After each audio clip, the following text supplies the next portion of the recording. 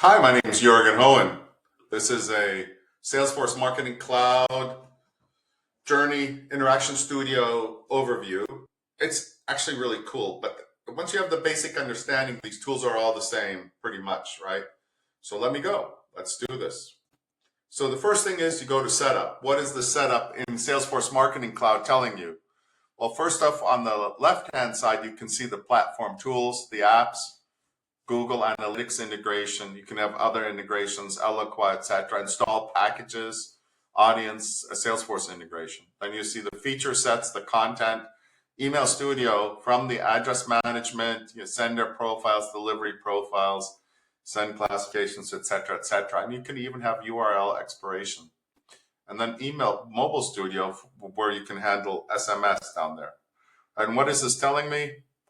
Well, the metrics, for the journeys, there's 87 journeys in this setup in this marketing cloud, right? 305 automations triggered in the last 7 days, of which most of them completed. You had a couple errors and a couple just listening, right? And one, right? And then data extensions to ingest tools, to ingest data, 239, and then dynamic content, 1,115. All right, so let's go to the next one. Where do you go? First, on the left-hand side, there are all the studios.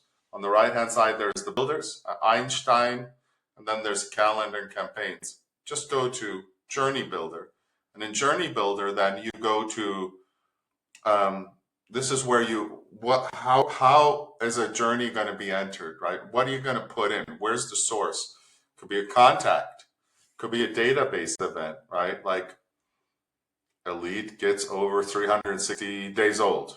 API, link an API.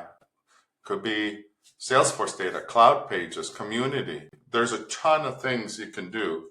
And what you do here is you link it. This is the interaction studio that goes between Journey Builder and an interaction with somebody, right? Here you can choose. You can see everything from AdWords to Eloqua to Facebook ads, to Google Analytics,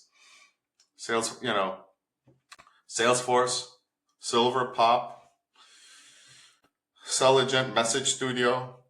And then the next thing is, what's the criteria, right? If something happens in, say, a form, and the CAT form is filled out within the last 24 hours, and this CAT form is linked into your Salesforce Marketing Cloud, and it's a person in a certain demographic or certain IP parameters or certain geo-fence or whatever, you can create this logic a rule to then have them be added to a journey. And that's how that works. It's really cool. There's nothing like trying it. This is just a really simple overview. And here, of course, always make sure you analyze your journey and data. Did it work well? I love Datorama for that reason. And that's it. Thank you so much.